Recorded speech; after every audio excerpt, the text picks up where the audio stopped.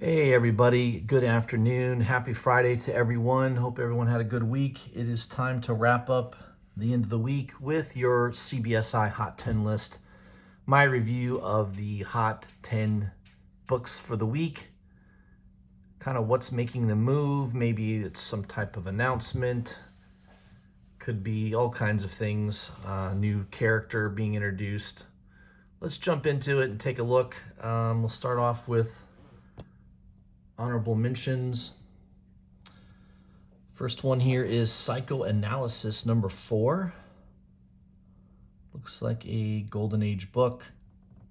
Artist is Jack Kamen. Looks like he did the cover. 9.4 just sold for $1,440, which is 3 times what it sold for just 2 years ago. It says, what a weird comic. Dude gets rejected on a wedding proposal and sees a psychiatrist. And that is a comic. Yeah, I wonder if 60 years from now, collectors are going to look at comics from now and think we are bizarre. Never mind, I don't need to wonder. It definitely will happen. Yeah, I kind of agree with those comments. That is a strange comic book cover. I don't know why you would want to collect that, but there's a lot of people that are into 1940, 1950 comic books, I guess. Yeah, I mean, it's high grade and probably not too many people own it nor have heard of it. I don't know. There are a lot of rare books that no one cares about. That's just, I have one of them in my collection too. So it's super rare. Not too many people have it or have heard of it, but it's not worth, this one happens to be worth money because there's a maybe 10 people fighting over it. I guess, I don't know. But they always throw some weird book on there that's old. So there you go, CBSI. Thank you. Next one is the United States of Captain America number 2, the Sousa 1 in 25 variant. It's a colorful cover. I can see that. I don't think Captain America is very popular these days. The writing on it has been terrible. I don't know anybody that's been buying it.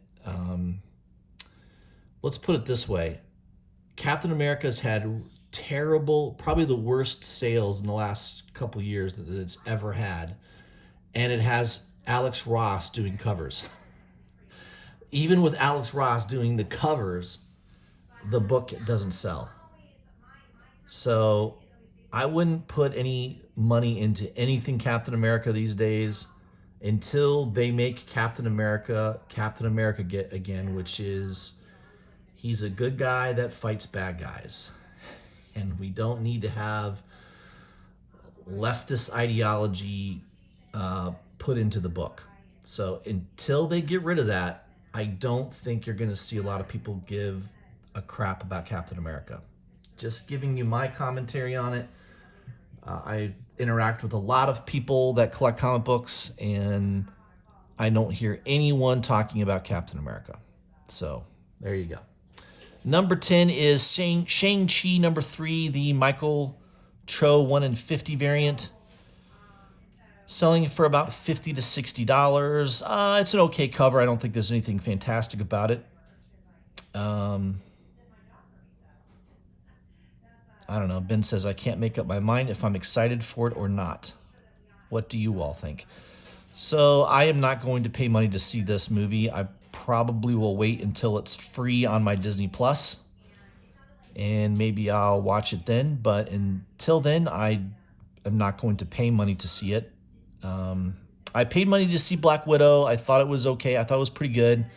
It had a lot of good action. Overall, I liked the movie. Shang-Chi, I think there'll be some good fighting scenes. I mean, there should be. It's martial arts movie. I'm sure they've got fantastic martial arts people involved with the action scene. So I'm sure it's going to be decent. But yeah, I don't know. I just feel like I'm going to wait until, because I have a feeling it's not going to do that well, and I have a feeling it'll be on the streaming service pretty quickly. We'll see. Number 9 is Champions number 1, the Alex Ross 1 in 100 variant. $1,700 for a 9/8 sale. That's pretty good. It's pretty high price. Alex Ross is a great artist. There's no doubt about that. No one doubts his abilities. And it's good to see, yeah, I kind of agree. It's good to see one of his books on the Hot 10 list.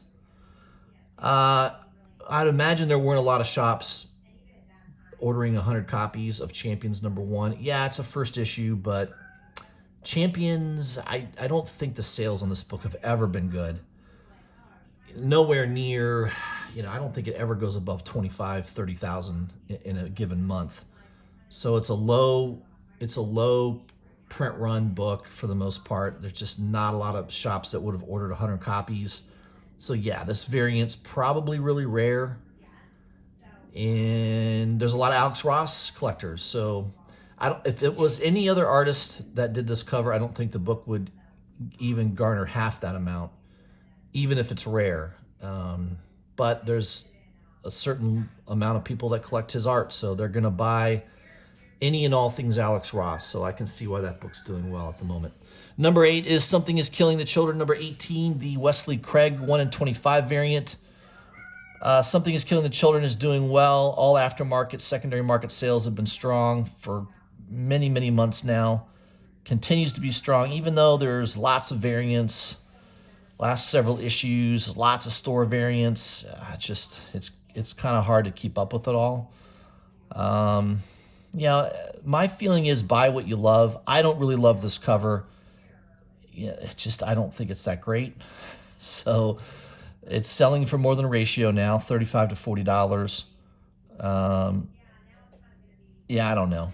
I mean, it's how many retailers ordered pretty heavy on the last several issues of Something is Killing the Children. Well, if they're doing an exclusive cover, they're probably going to order a good amount. So I don't think this book long term has that much potential to it. I think the early issues of this series are worth collecting, but anything lately, maybe a few store variants have some value because the print run is so low.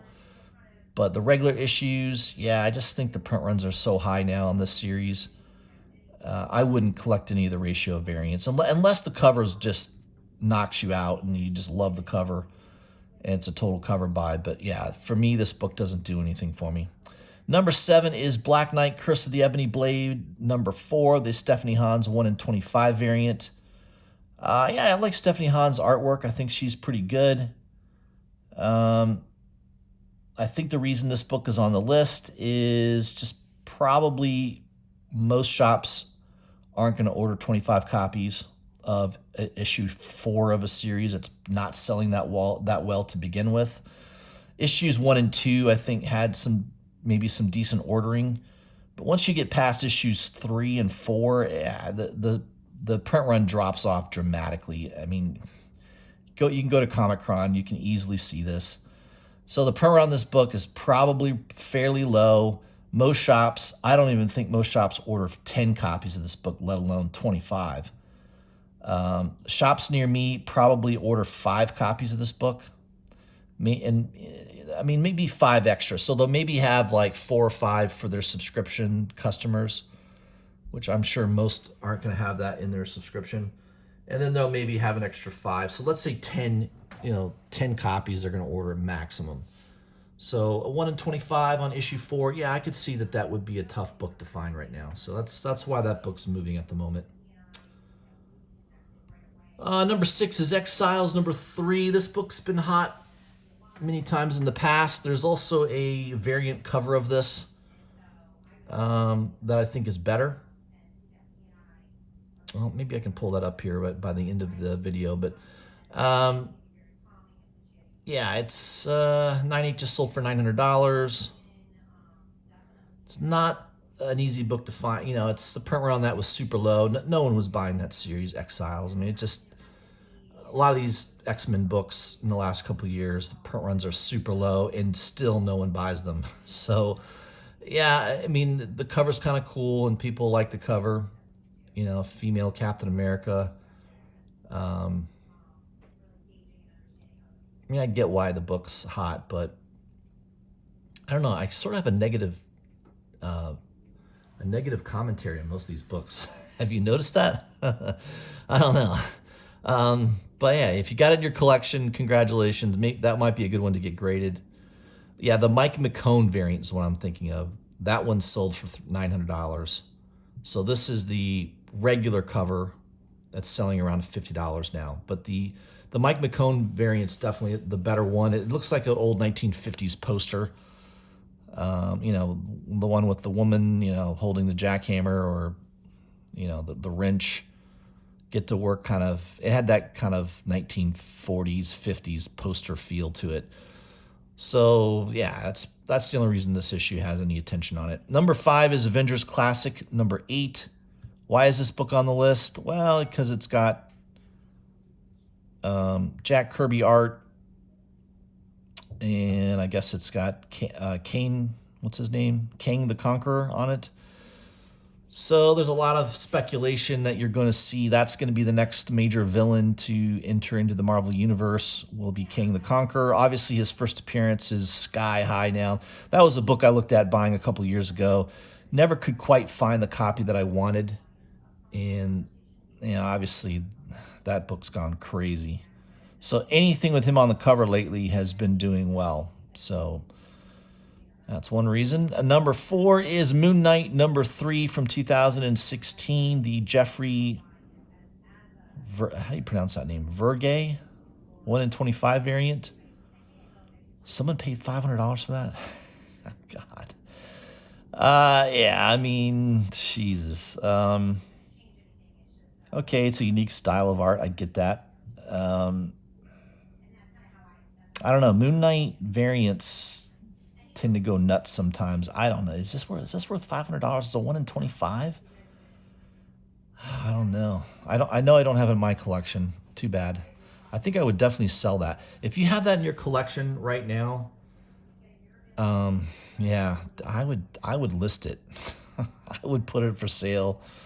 Use that money for something that is more of a marquee book. I don't know if there's any there's no first appearance in that book that I know of. So, yeah, just people are nuts for Moon Knight. It's crazy. Number 3, Department of Truth, number 1, the 6th print, 1 in 50 Virgin variant. So there's some controversy here, just so everybody knows. It looks like they advertised the 1 in 50 was supposed to be a yellow cover. Basically the A cover of number 1 with the yellow background. And then it came out that, nope, it's supposed to be this cover. So there was a mix-up at the printers. And it looks like they're going to reprint the correct cover. So everyone that thinks, oh, well, I got the yellow cover for the 1 in 50. Well, it's a debacle. There's no doubt about it. All I can say is, I don't know if Image screwed up. I have no idea, but $100 for this, I don't think it's worth it. I would stay away from this. Ben's comment is, I wish it weren't just a virgin and was something super crazy like Epstein hanging in a cell with a lady in red walking away. Don't steal my idea, creators. Check that. Steal it. That's a cover I want. Yeah, that would be good. Yeah, I don't think that'll happen, though. I don't think anyone wants to touch Epstein. That's a whole different conversation. But yeah, that would make a good cover. I agree with you, Ben. I like that idea. But yeah, there's some controversy on this. There was a printing mishap, and so it sounds like people that ordered heavy on the 1 in 50, it doesn't sound like they're screwed right now. If it's selling for $100, seems like it's doing okay. But I think there was a lot of people thinking that issue would bomb because of the mistake. I don't know. Who knows? Well, time will tell. Number 2 is Earth 2, number 25. Was a $5 to $10 book. Now it's around $70 in raw condition. It's interesting that DC has the top 2 spots. They've not been the hottest books of late. Why is this book on here? Michael B. Jordan, potentially going to be the next Superman. Yeah, I mean, everything's about race now in this country. I don't know, It's kind of ridiculous. Oh, there's been a white Superman every year, so now we got to have black people represent Superman now. So that's what's going on. I mean, we know it. That's just the culture that we live in today. It's kind of infantile. You know, fine. I have a black Superman. Who cares? I don't care about the race of a character. I just care about a good story. So if they make it all about the race and not the story, it's going to bomb. So hopefully they don't do that. I don't care if Michael B. Jordan plays Superman. I think he's a good actor. I think he could do the job. I just hope that they focus on the story. Don't focus on the politics and the race and all that stuff. That doesn't need to be the focus at all. Number 1 is Earth 2, number 19. Was a $20 to $30 book, now $100. I don't think I have any of these books in my collection. I can't remember collecting any of them. I guess this has Val Zod. He might make an appearance. I guess this is HBO. I don't know. It may be Green Lantern. I don't know what's going on here, but those are your top 10 books, guys. The other thing I wanted to say real quick, there's a lot of YouTube videos I've noticed. Clownfish, there's a bunch of them out there. The Quartering, a lot of the pop culture YouTube shows that focus on comic books and movies and things like that. Obviously, in the last day or so, they're going hog wild about Kevin Smith. So the controversy is Kevin Smith redid He-Man, and let's see if CBR is highlighting this. It's got to be one of the top stories. It's trending all over YouTube right now. I get notifications on what's trending, and it's one of the top trending stories on YouTube. Maybe Bleeding Cool will have it. I don't know. I'm sure they've got to touch on it. It's major. It's probably the thing that's trending right now in comic pop culture on YouTube at the moment. Let's see if anybody's talking about it. I don't think they are. I'm surprised. Shame on CBR and Bleeding Cool for not highlighting that. That is crazy that they're not talking about that. Let me see if I search Kevin Smith, see what comes up on Bleeding Cool's site. Wow,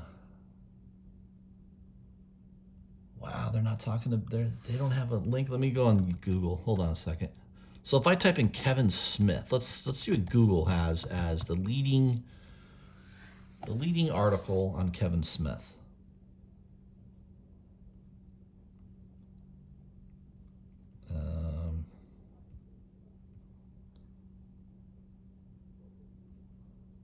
Is there a way to look top trending? Maybe I'll do top trending.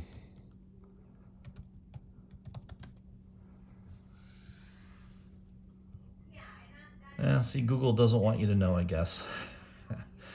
But, most of his movie reviews have been not the greatest. I mean, I think his best reviewed movie is probably Clerks, the original Clerks movie that he did back in the day. But right now, if you type in Kevin Smith, let's do He-Man. So this is the controversy. Yeah, okay, here we go. So he tells Toxic He-Man fans that the Netflix series is too woke. He says, deal with it.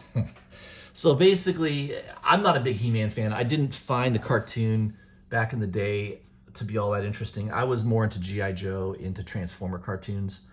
He-Man, I kind of just laughed at it. I didn't think it was all that good. But there are a lot of people back in the day in the 80s that He-Man was sort of an important cartoon to them. And basically Kevin Smith pissed all over his Netflix series, basically pissed all over the fond memories of He-Man and the Masters of the Universe.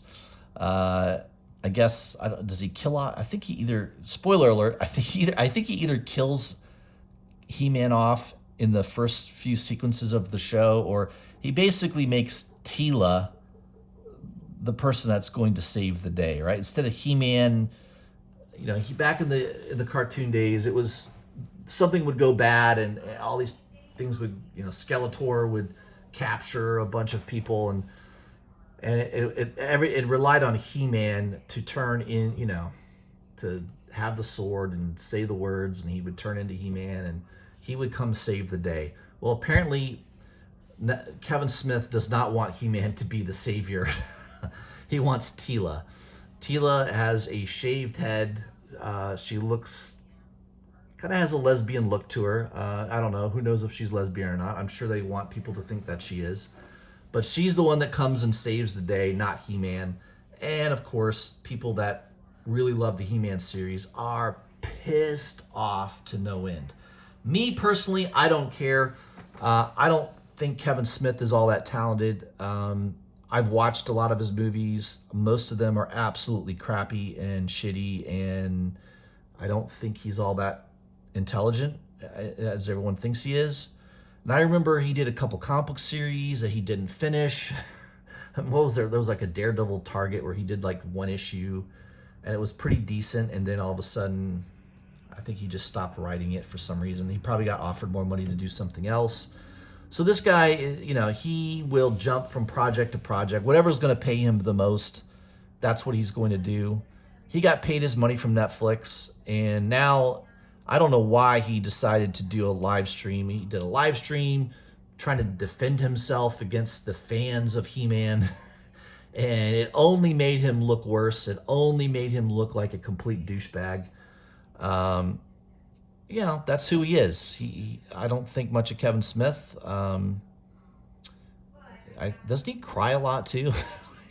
I think there's several interviews of him just crying. Like, I think when one of the new Star Wars movies came out, he was interviewed and he started crying like a child. So I don't know. I don't think much of him. He's kind of what they want the new man to represent. The cuck man, as they call them. More of a feminine man. I think he should shave his beard off. I think he needs to complete the look and shave the beard off. A beard is typically for a man's man type of deal. That's the only thing missing from He-Man. He needs to have a big long beard. And who's the? I think when I think of characters from comics or whatever, Thor to me is always like the man's man, right? Especially from the Avengers movies, right? He's drinking beer. He's looking to have some fun with some women. I mean, he's a man's man. That's who He-Man. I think He-Man's probably looks at Thor and thinks, man, I need to grow some facial hair. Thor to me is much more of a manly man's man. I know that that's not a popular thing to say anymore. They want everyone to be metrosexual, I guess. They want everybody to have feelings and be sensitive. The sensitive male, stereotype. But me personally, I like Thor. I like Thor. He grabs a beer and drinks it, gets drunk, and slaps women on the ass. I mean, I think that's fantastic. That's my model of a man. Those are my comments, guys. I don't know. Kevin Smith, apparently, it's all, this is what he's dealing with at the moment. It's probably going to give him more attention. He's probably going to garner more money now on his next project because he's creating controversy, and that's probably what he wants. So I'm feeding right into his master plan by even talking about it on my channel. But Kevin Smith, hey, whatever. I don't care for his movies. I don't think he's all that talented. And I think he's always tried to represent himself as a comic geek nerd. And I don't think the comic book people, by and large, especially after this He-Man debacle, I don't think they're going to be on his side. So that's it, guys. Hope you guys have a great Friday. I'll try to post another video early next week. Maybe there'll be something to talk about over the weekend. The live streams have been going very well lately. I had Biggie Shack on last night. Make sure you check that out on my channel. We had a nice conversation and talked about some comic books and little comic book haul. We both showed some books off. And also the week before, I had Eric Gist on. He's a great artist. In fact, IG Comic Store has an exclusive of a Star Wars Bounty Hunters #3 cover that he just did. As far as I know, I think it's still available. It's $50. It's limited to only 800 copies with a COA. So check that out, igcomicsstore.com under exclusives. And I think he's got a couple more coming out through them. So make sure you subscribe to them through their newsletter on their website, and also I would follow them also on Instagram because they do a lot of Instagram posts. All right, guys, appreciate your time. Make sure you follow me on Instagram as well. Make sure you click and subscribe to my channel and leave me a comment. Let me know what you think of this video, even if it's to yell at me and say that I'm wrong about He-Man, that you thought it was fantastic. leave me a comment. I'd like to hear it.